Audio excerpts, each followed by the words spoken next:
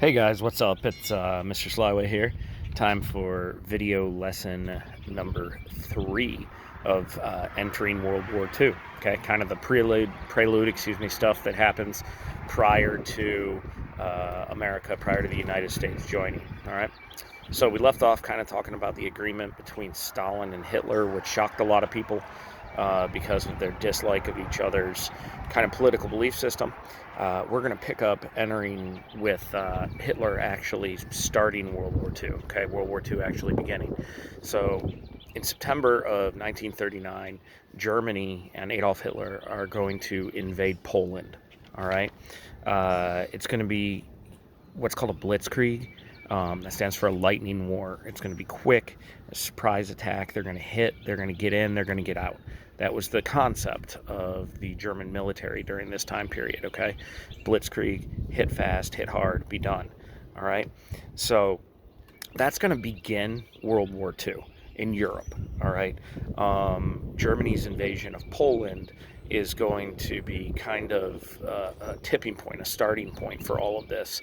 And it's going to be Germany's attempt to see if they can get away with this without a lot of kind of pressure in return. All right. After that, Germany's going to go full-on invasion of a lot of different areas in Europe. They're going to invade France directly. All right. France has this thing called the Maginot Line, where they build all these fortifications between Germany and France, all these military bases, okay? And they do this in the attempt to make sure that Germany can't directly invade France. Well, what Germany does is to go through Belgium, all right? They go through Belgium. They just kind of go around this Maginot Line, go through Belgium, and invade France, all right? France has to go into full-on retreat mode. You get one of the more famous situations during this time period. They made a movie recently about it, but the situation is called Dunkirk. All right. This is where the Allied troops, mainly France and Britain, have to retreat. I mean, it's a full-on retreat from the Germans who are invading. All right. 1/3 of the Allied troops, about 300,000 of them, will be rescued at Dunkirk, at the port of Dunkirk. Which is impressive because it is, like I said, a full-on press by the Germans. All right. At this point, the United States doesn't really know what to do. We're still trying to stay isolationist. We're still trying to, not really send troops and get involved, but we're getting more involved, specifically with France. Why? Because we see Germany as kind of a security risk, not only to ourselves, but to our allies, to our trade partners in Europe. All right.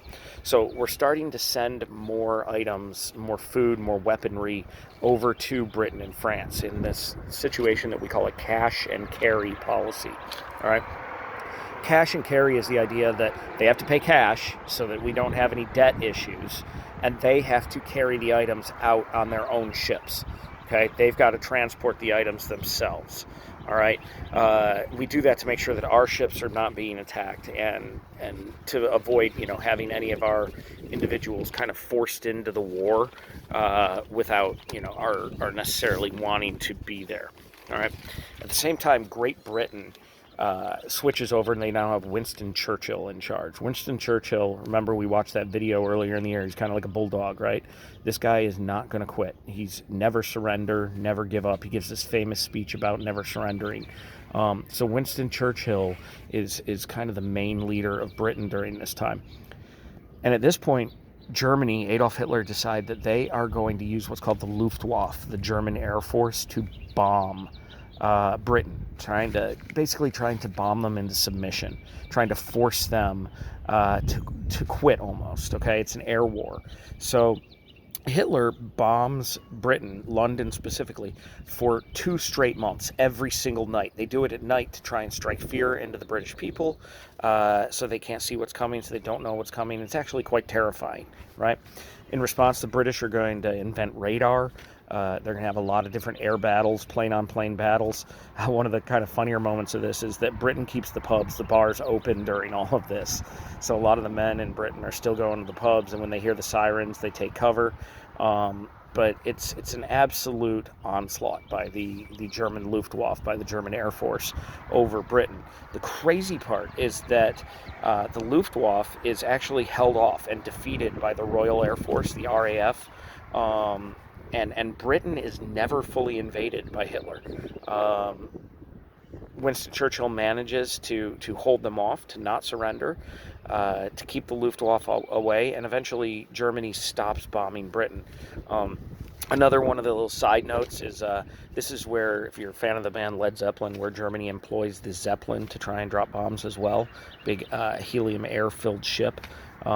So interesting kind of side note during this time period. Hitler realizes he can't do everything on his own. Okay, he's not going to be able to take over this mass area just on his own with just Germany. So he forms the Axis. We finally get the Axis formed, which is Germany, Italy, and Japan. All right. At this point, we have an election going on right in the middle of this war in Europe, in the United States. The 1940 election. All right, it's right in the middle of World War II. And FDR, Franklin Delano Roosevelt, is going to win. He's going to become our only president to serve 3 consecutive terms. Obviously, we have term limits after that, but the people decide it's a bad idea to attempt to switch presidents right in the middle of a conflict like this. And they're probably right. After Roosevelt wins, he begins what's called the Lend-Lease Plan. The Lend-Lease Plan. All right, that's where we're going to lend supplies, okay, whether it be food, weapons, tanks, etc., to the Allies in return with the idea that we will get them back later. Okay, it's almost like we're letting them borrow our stuff, right? There becomes this big rallying cry in the United States that we should send guns, not our sons. Right? If we're sending guns and not our sons, we're still helping, but we're not necessarily losing American citizens. Okay? So this becomes kind of the big rallying cry during this time period.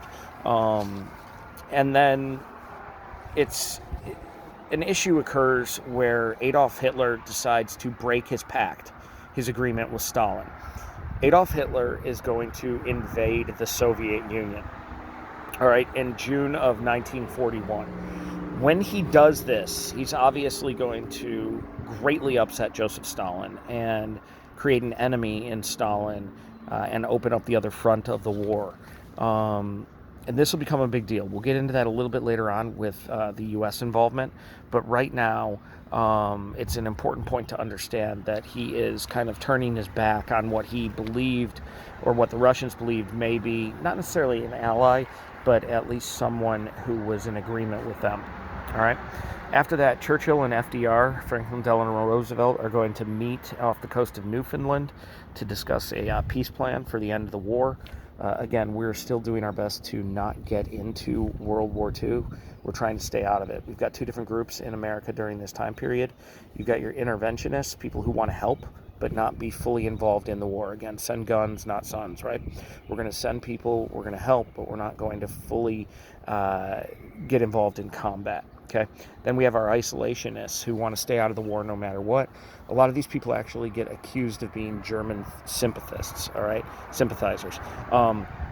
So they are trying to stay out of the war no matter what, and there becomes a big push between these two to try and figure out who's going to win. Okay. Obviously, the big tipping point is going to happen on December 7th of 1941. Japan is tired of the economic boycotts that the United States, that FDR has been putting on them, and they will bomb Pearl Harbor in Hawaii, all right, on December 7th of 1941.